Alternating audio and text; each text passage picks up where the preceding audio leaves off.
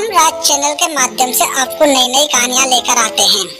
आज हम दो दोस्तों की ऐसी एक कहानी सुनाएंगे जिसका मोरल है दोस्त की पोशाक। एक बार नसरुद्दीन अपने बहुत पुराने दोस्त जमाल साहब से मिले। अपने पुराने दोस्त से मिलकर वे बड़े खुश हुए। कुछ देर गपशप करने के बाद उन्होंने कहा, चलो दोस्त मोहल्ले में घुमाएं। जमाल साहब ने जाने से मना कर दिया और कहा, अपनी इस मामूली सी पोशाक में मैं लोगों से नहीं मिल सकता। नसरुद्दीन ने कहा, बस इतनी सी बात।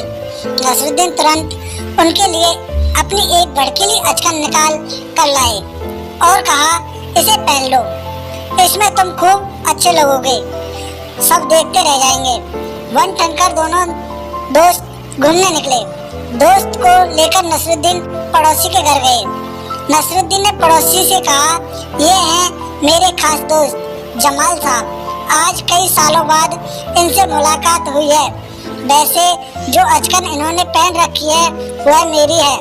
यह सुनकर जमाल साहब पर तो मानो घड़ों पानी पड़ गया।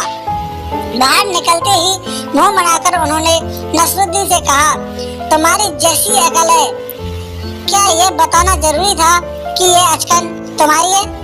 तुम्हारा पड़ोसी सोच रहा होगा मेरे पास अपने कपड़े हैं ही नहीं।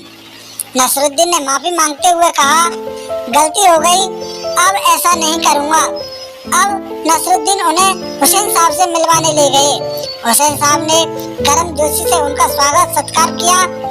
जब जमाल साहब के बारे में पूछा तो नसरुद्दीन ने कहा, जमाल साहब मेरे पुराने दोस्त हैं और इन्होंने जो अचकन पहनी है वह इनकी अपनी ही है। जमाल साहब फिर नाराज हो गए। बाहर आकर बोले, झूठ बोलने की किसने कहा था तुमसे?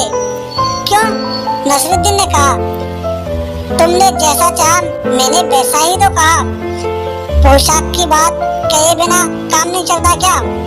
उसके बारे में ना कहना ही अच्छा है, जमाल साहब ने समझाया। जमाल साहब को लेकर नसरुद्दीन आगे बढ़े। तभी एक अन्य पड़ोसी मिल गए। नसरुद्दीन ने जमाल साहब का परिचय उनसे करवाया। मैं आपका परिचय अपने दोस्त से करवा दूं। ये हैं जमाल साहब और इन्होंने जो अचकन पहनी है इसके बारे में मैं चुप ही रहूं तो अच्छा है, कुछ नहीं बताऊंगा।